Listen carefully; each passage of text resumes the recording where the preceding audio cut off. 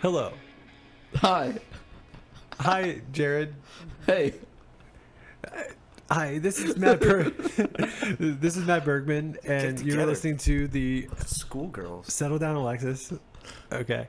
And you're listening to episode 62 of the Punk Rock Libertarians podcast. I'm here tonight with Jared Schneiderman. Hey. And lesbian Schlegel. Alexis Schlegel.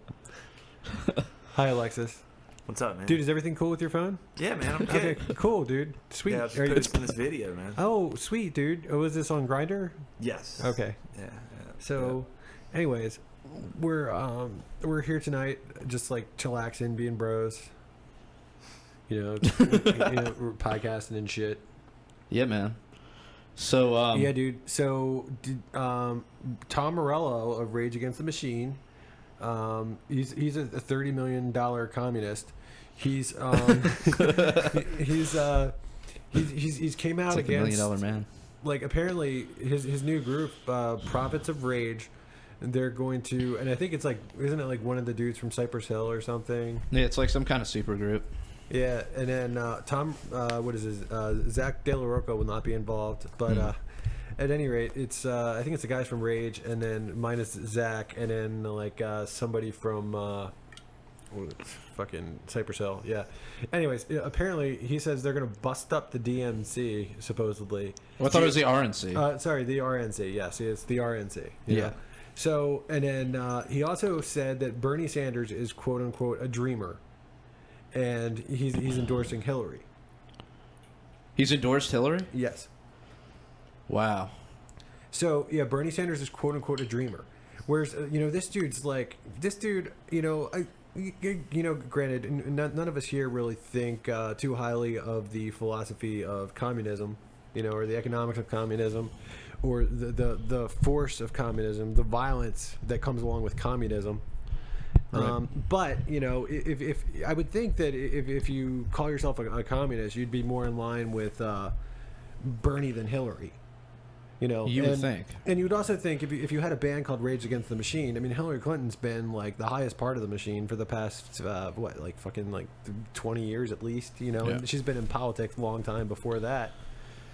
But she's been in the executive level like all throughout the 90s, being the husband of the president, and then being a senator for New York for years, and First lady in Arkansas. Yeah. But like her whole life is. Do you think she's ever heavily listened invested to a in the Rage machine. song? I mean, who gives a shit? I mean, she's obviously more the machine than Trump is, and I'm not defending Trump by any regards.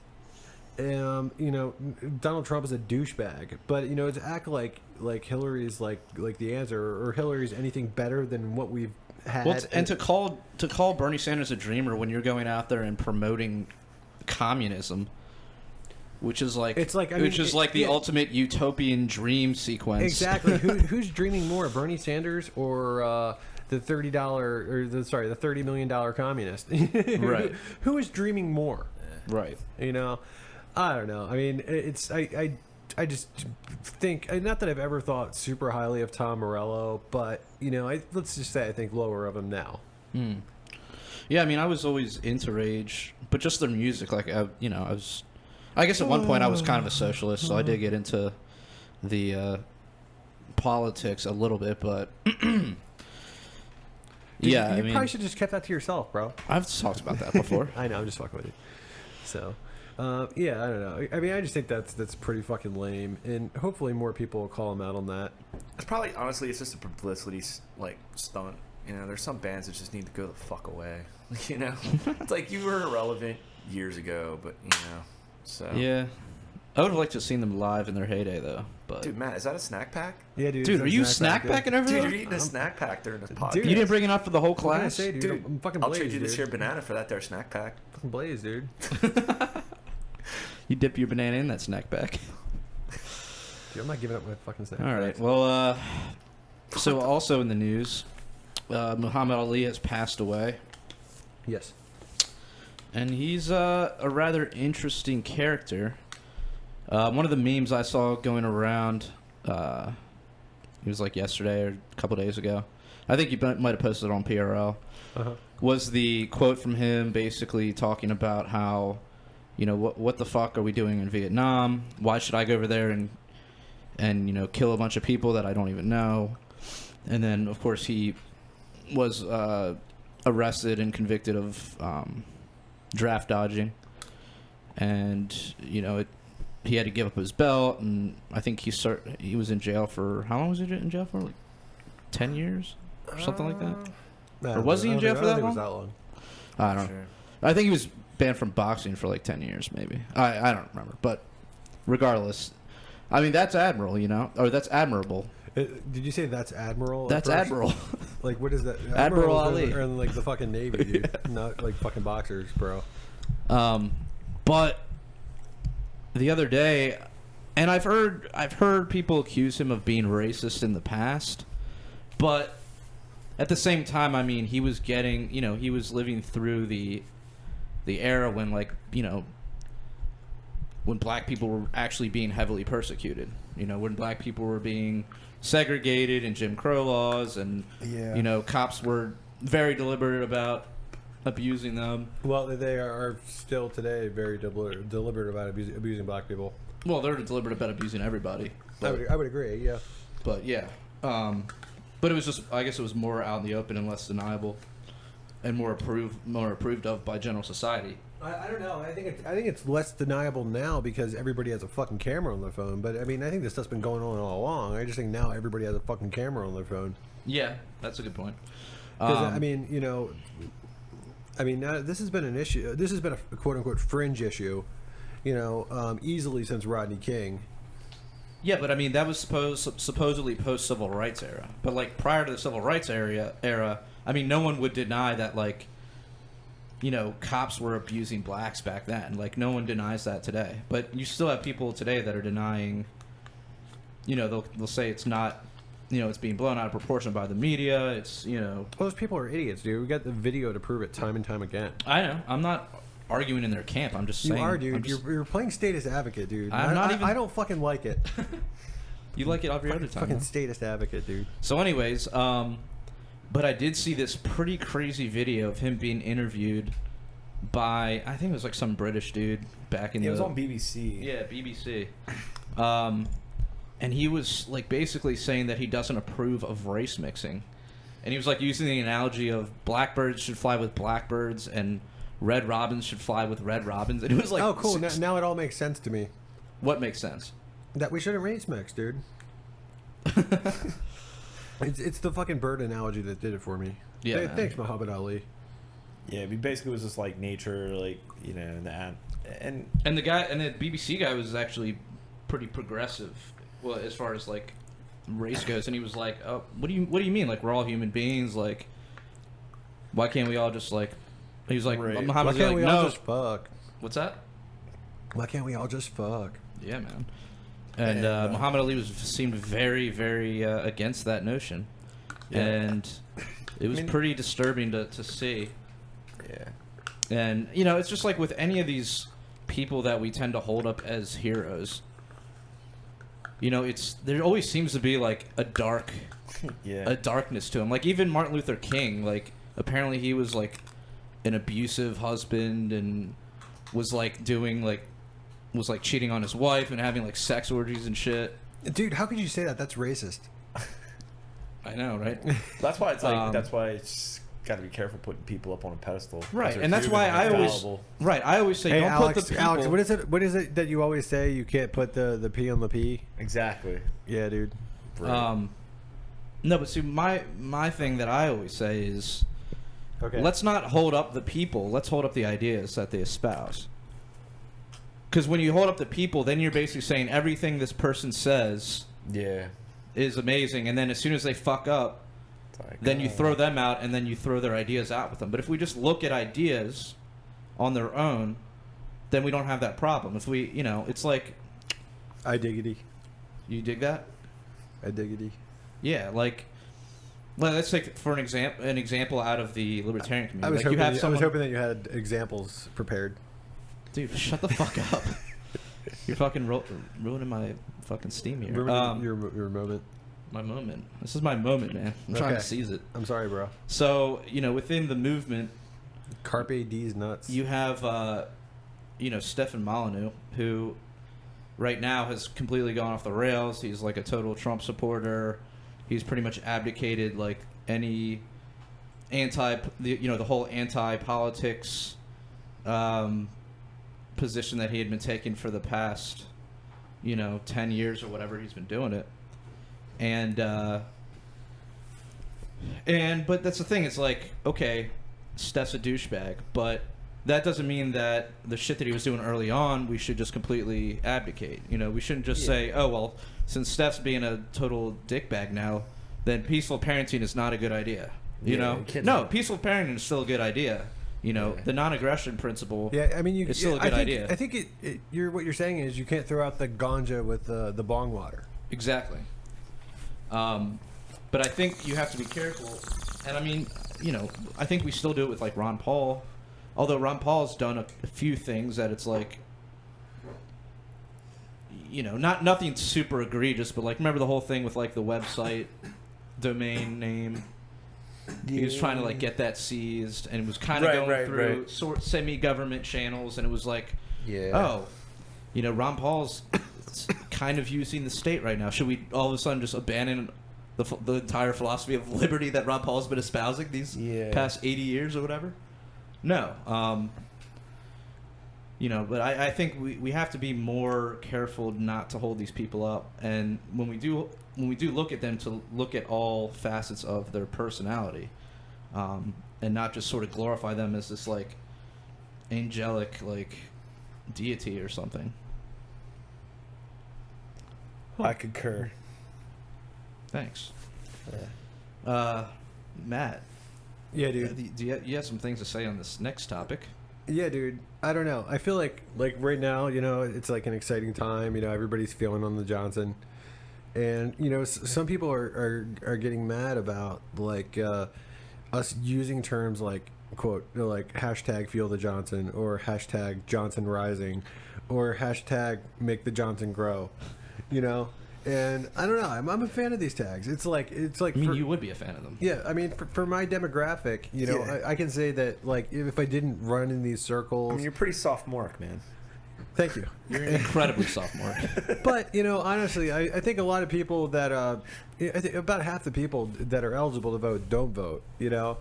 And I think something like this, I think, kind of snaps people's attention out of it.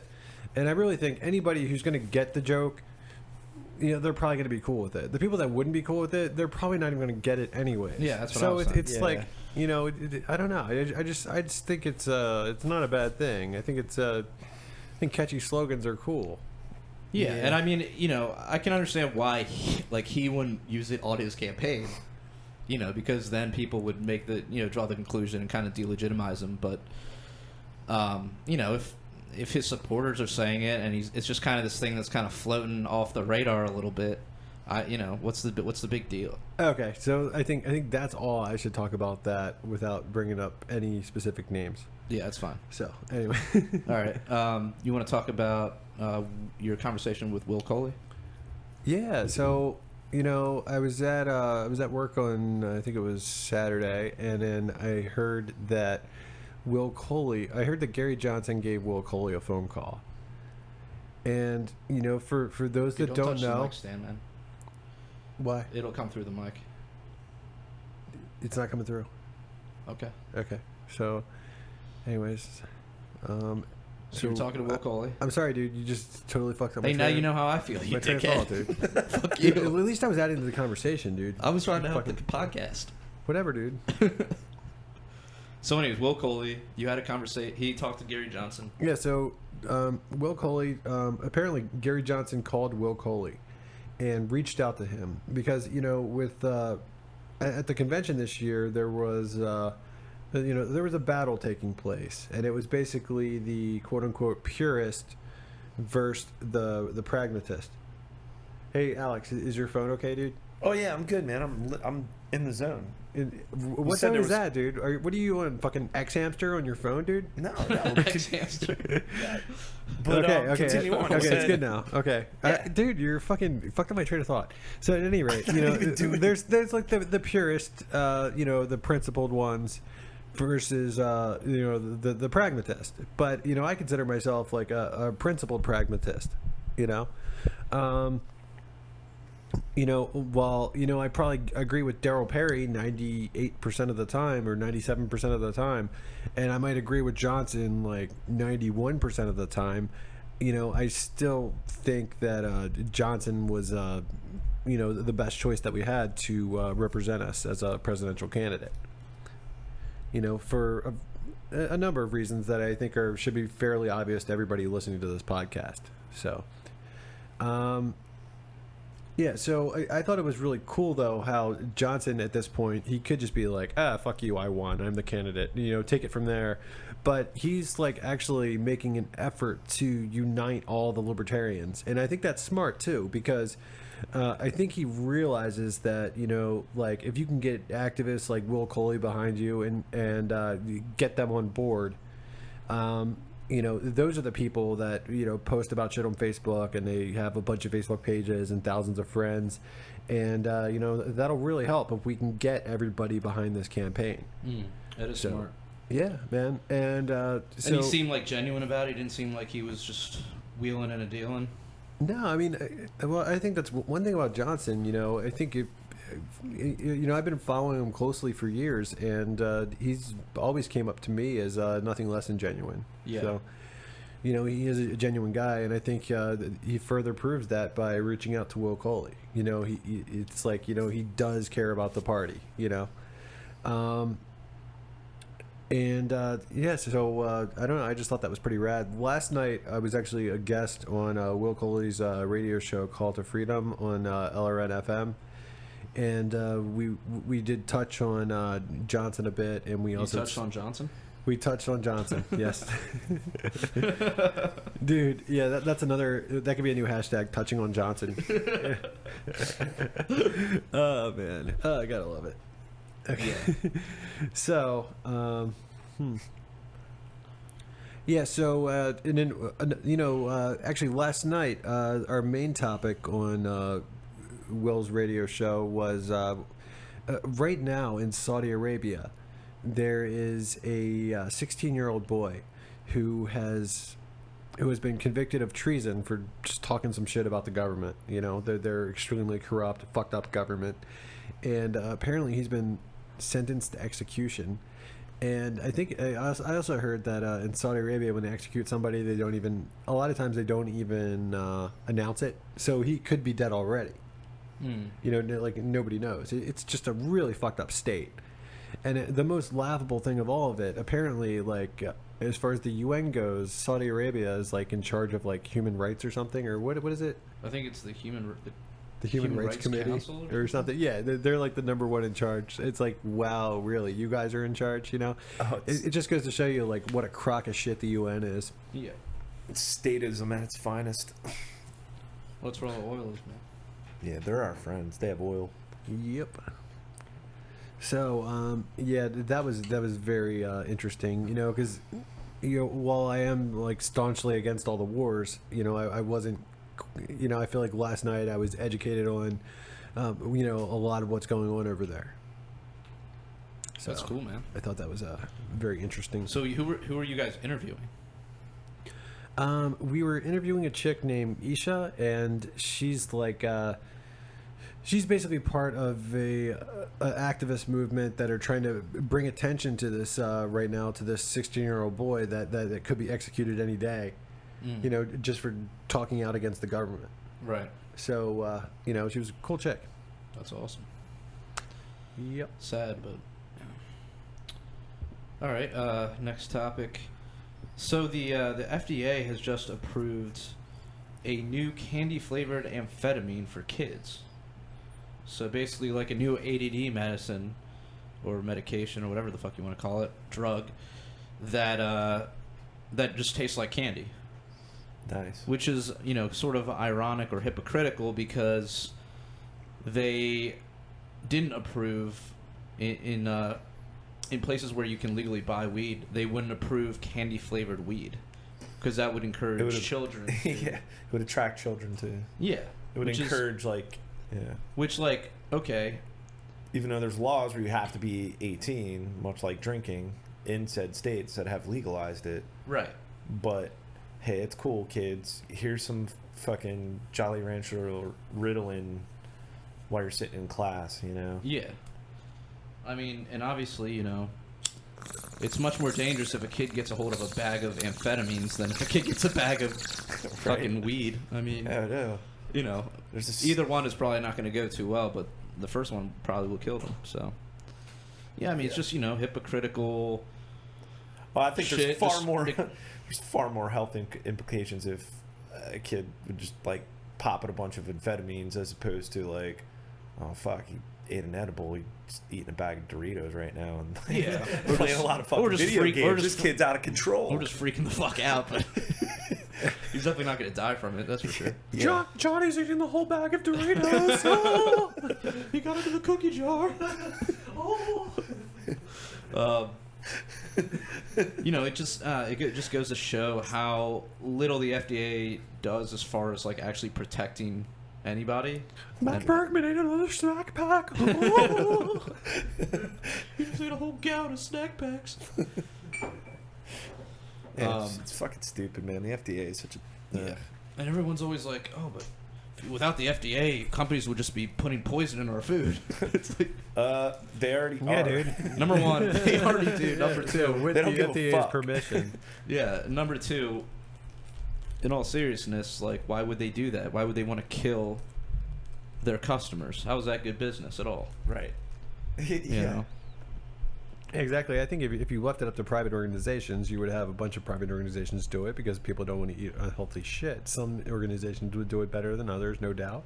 You mean organizations that would be like sort of like standards bodies that would like come through and be like, oh, we want to get approval from. We want to get approval from said organization because they have a good reputation. It'd be like a private. It'd be like a private board or like an organization or, Exactly. or like a pharmaceutical industry would like have a voluntary club almost. Yeah. Well, like case in point, like for example, like I'm in the welding industry, and so like I was a welder prior, but now I'm like on the sales side, like working for a distributor, and they have it's called the CGA, Compressed Gas Association, because like when welding first came about, like early 1900s, like shit was crazy, you know. It was like, hey, we're gonna fill this steel cylinder to 3,000 psi with oxygen, and you know, so basically because of a lot of accidents and a lot of incidents, and basically for safety reasons, they formed a organization that basically created all the standards, and that was years. No, we're talking like 50, 60 years before OSHA even was around. Yeah. And basically OSHA adopted all the standards for, you know, or same with like American Welding Society. They formed all the welding standards and all the like basically classifications of different like wires for different structural steel standard. I don't know, I'm getting a little wonky, but I'm just saying there's private organizations out there that can more than handle and do it far more adequately. But now that OSHA's come around, they just take credit for all that shit. Right. They're like, well, what would we do without OSHA? Yeah, it's like motherfuckers would like a private organization came up with all like, you know what I mean? With like OSHA. Yeah. Well, I mean, it's the same sort of with like the computer industry, even though it doesn't really have to do with safety. But I mean, you know, you have the standardization of all sorts of different things that the government didn't step in and like say like, oh well, you know, no, this is what a Cat5 cable is, and this is what a FireWire port needs to look like. No, it's just it made sense that there were standards for all these things so that you'd have interoperability between like companies, even though like Apple, standards. even though Apple's kind of anti that because they just want everything to be proprietary, but fuck them. But for the most part, I mean, it's like you don't need.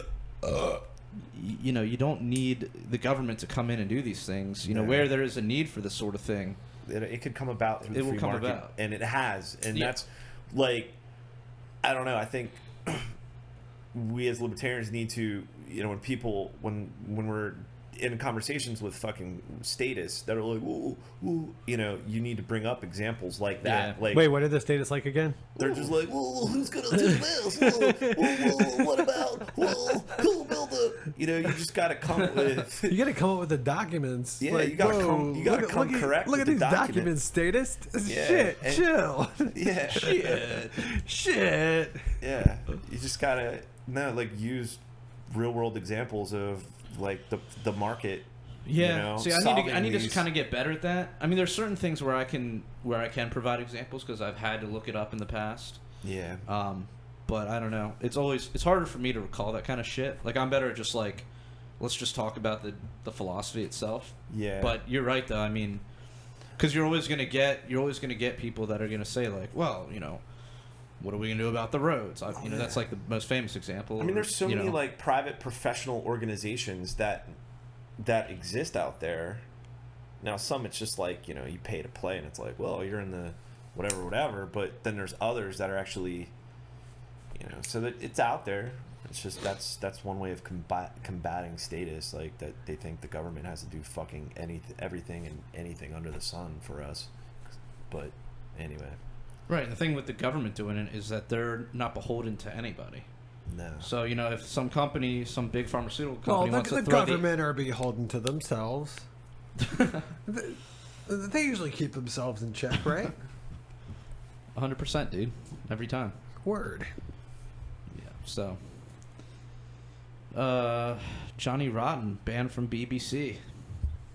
Yeah, like Tell us about it, apparently he was Mr. Berg.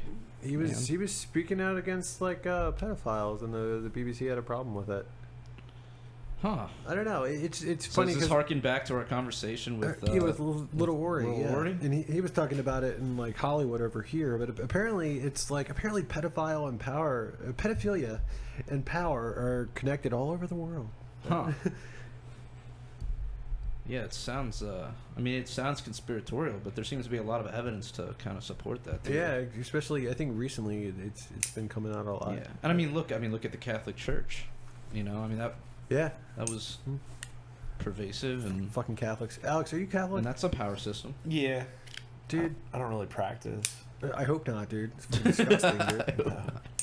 Dude, this is kind of like very similar to conversation when we had your brother on. No, I mean, in all seriousness, I don't want to piss off any Catholics. You know, Why? I mean, that's true. No, I mean, okay. I mean, I'd say fuck you to like the Pope, and I'll say fuck you to like priests who like molest kids, or priests that cover for other priests who are molesting kids.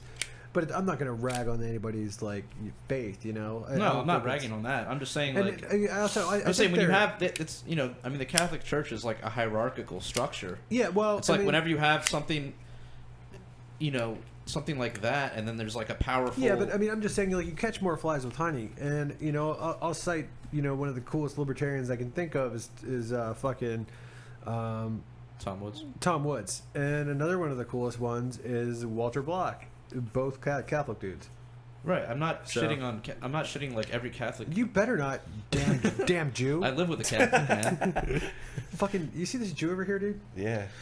Fucking shitting on I the live Pope. with a Catholic dude. Fucking, yeah, I'm friends with Catholics. Dude, Yeah, that's what they all say. I'm a that's what all the- Catholic that's what all the friend. bigots say, dude. with black people. That's what I was trying to. Right?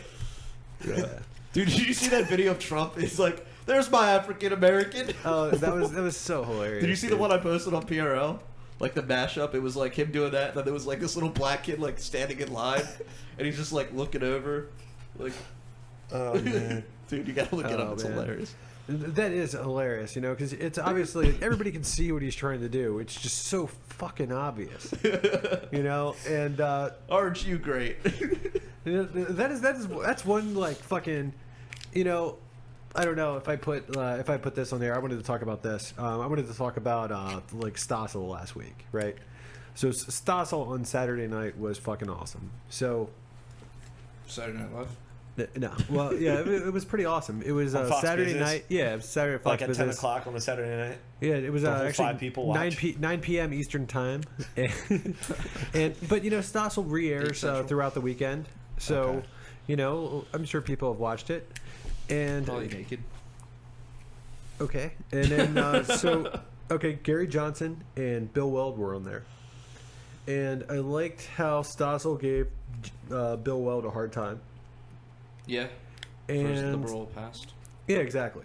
But, I think Bill Weld pled the case for himself. He kind of, he admitted to, doing some things that were less than libertarian in the past. And I guess he chalked him up to being governor of a very liberal state who were, asking for gun control. So that was kind of how he rationalized it. And he said he regretted doing it, blah, blah, blah. But I liked how Stossel, gave him some shit. And then it was funny because, the Stossel endorsed Johnson and Weld, probably like 10 times throughout the course of the episode. He's really giving libertarians props, and he created that debate. Yeah.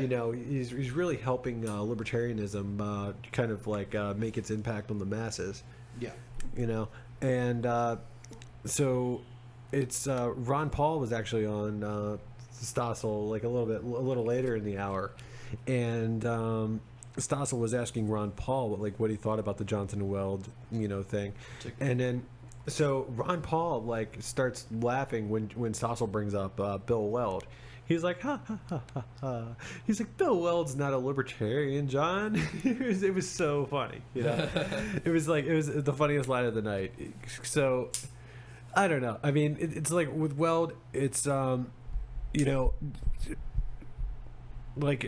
was in favor of picking him as Gary's VP, and I think Weld's definitely against Trump, and Weld's against Hillary. He's a pretty good speaker. He's fucking awesome when it comes to raising money. Did you say you weren't in favor? No, I was in favor. Oh, okay. And I still am in favor. I don't think he's done anything to really make me hate him right now for anything that he's done. I think he's done a good job, and he's constantly been interviewed since it happened. So he's definitely bringing some media attention to the LP. So Johnson the other day or last week got $1 million donation from a single donor. So he's making money. It looks like he's doing what they were hoping he would do. Wow. He was on Meet the Press, but it was such a it was a horrible interview. Mainly just because it was Sunday morning on Meet the Press, one of those horrible Sunday shows.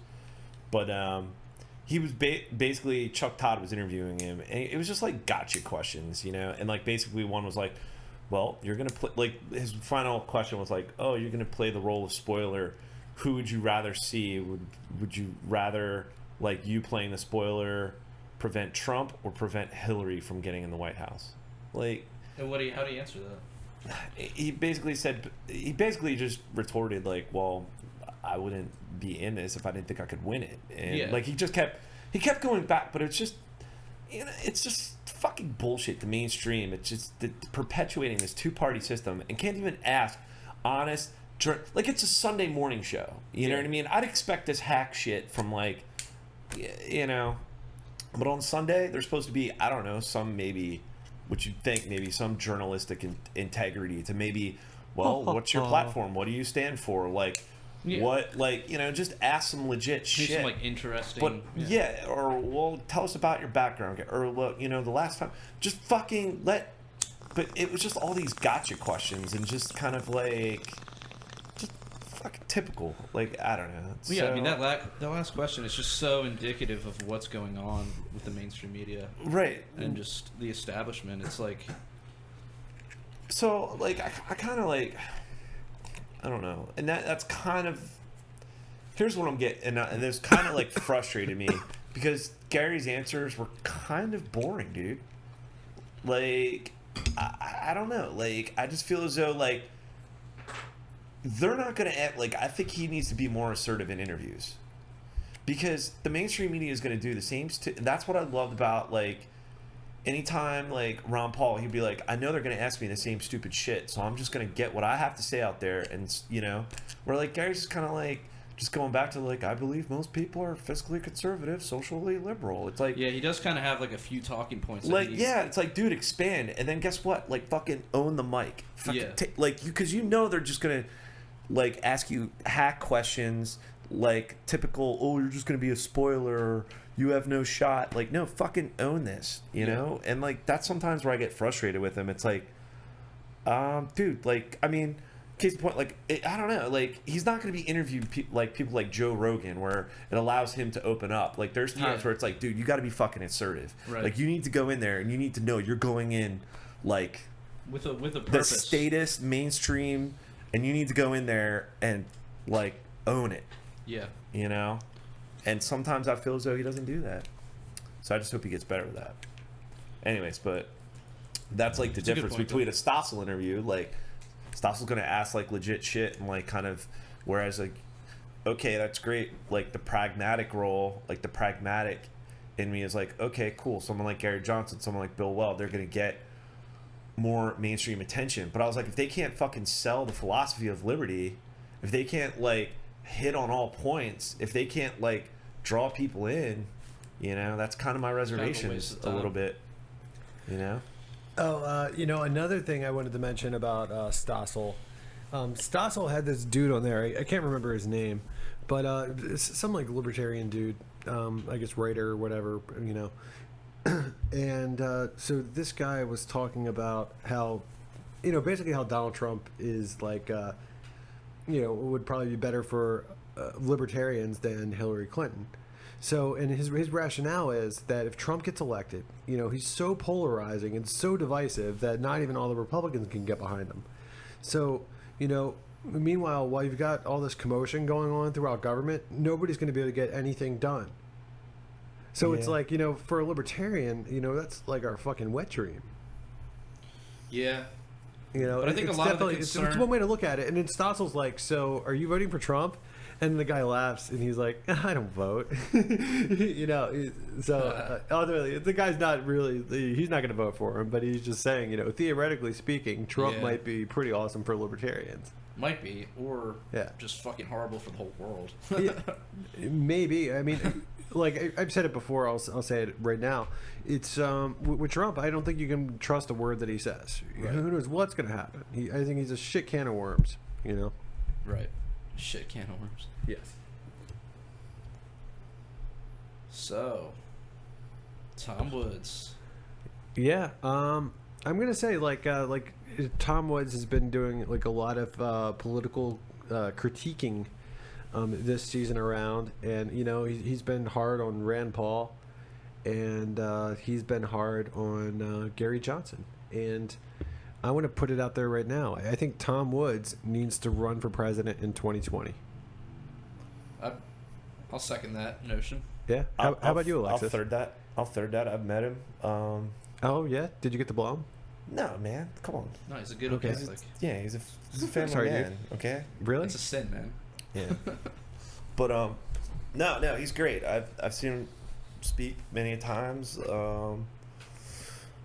Yeah, he's great. Like his podcast, he can articulate the philosophy of liberty, economics, free market, you know, economics.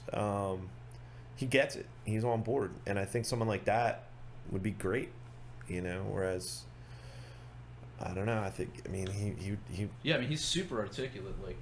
Yeah. I mean, I'm putting it out there in hopes that, you know, more people will catch on to this idea, and maybe pester him a little bit about it.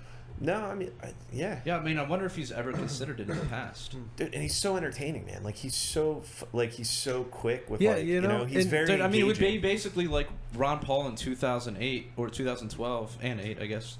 But like, you know, but like he's asking for a more principled candidate, and like the problem was like the more principled candidates. Like, you know, because I would say, you know, Darryl Perry was more principled, but the motherfucker would only take Bitcoin. Yeah, it's like, motherfucker, I consider myself libertarian as fuck, but I don't fuck around with Bitcoin, so I'm not going to donate to your fucking campaign. It's basically, you know, it's just like, how are we going to make the party grow? You're preaching to the choir. Like playing like the game of Bitcoin like donations. Who's the most libertarian? Who's the most like elitist libertarian? You know, activist dude. Right. Yeah. And with a mullet, anyway. Yeah. So my brother looked up a picture of him. He's like, dude, this guy looks like straight like a pedophile. and everything. I don't know. It's like when he talks too, he almost talks like Bob Barker or something. I don't know. It's like like he's some sort of like game show host almost when he explains this shit.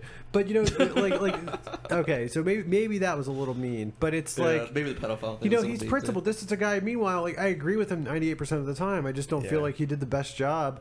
That he's going to do the best job like appealing to people. I agree with you 98% of the time, and I don't think you should be president. Okay. Like, I mean, honestly, I don't think anybody should be president, but if we got to have a president, it's got to be someone who can articulate the message and who people will look at and be like, oh, okay, I can respect this guy. Like, this guy can speak my language. And, like, Tom Woods can kind of reach across barriers. He can talk to old people and talk to young people. He's good at debating.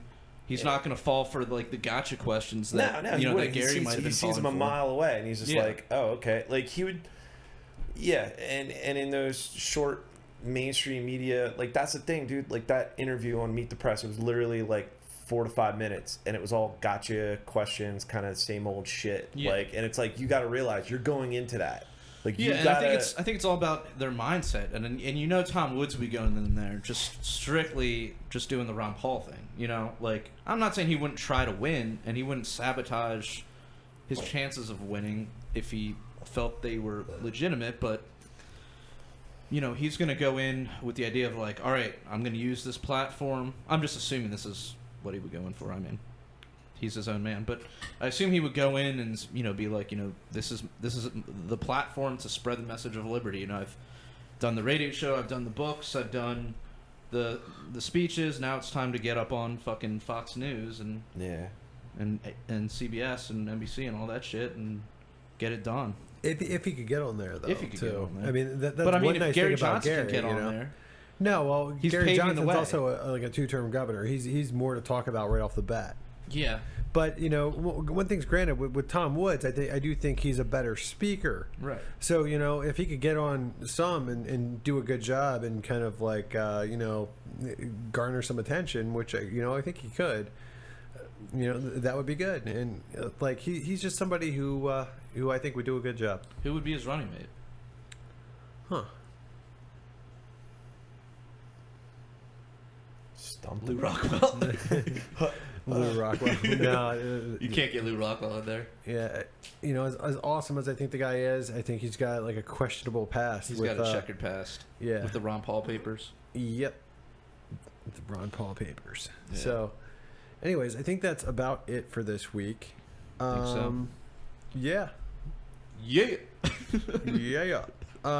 Actually, there was one thing I was going to touch on. Oh shit! So you're going to touch on that Johnson again? No, it's like last night after the radio show with Will Coley, I was talking to him for about like 45 minutes, and he was telling me like we were talking about like why I was for Gary Johnson, in the to be the LP's candidate, and he was talking about why he was not for Gary Johnson.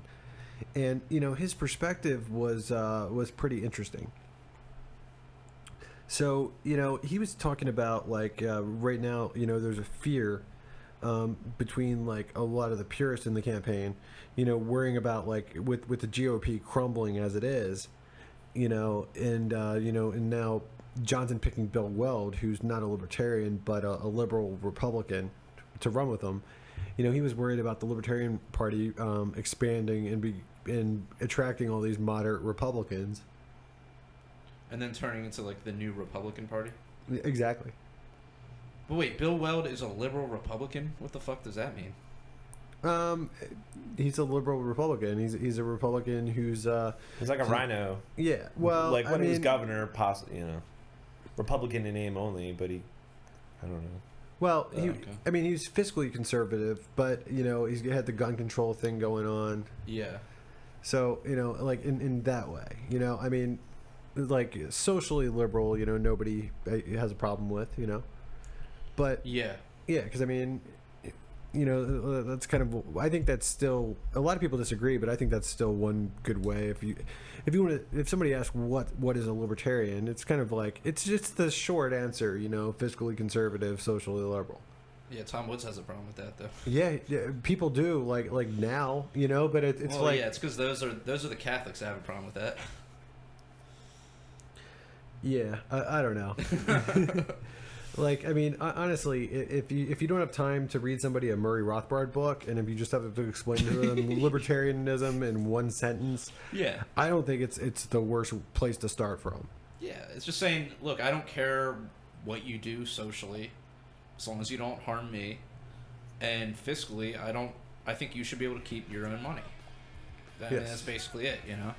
But yeah, it's a lot easier to say fiscally, whatever it was, fiscally Conservative and socially liberal. Okay, well, we're done for tonight. Okay, Live free, bitches.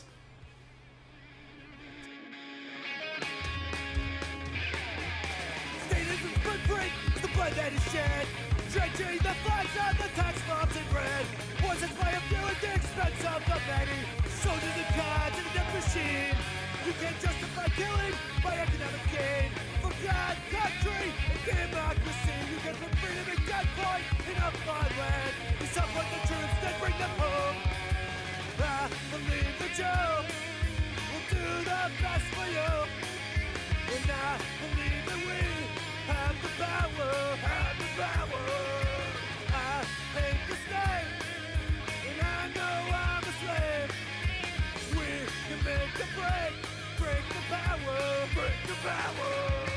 Society owes individuals nothing more than non-interference with natural rights. Once a virtuous person fully comprehends the non-aggression principle, the violence of the state becomes obsolete.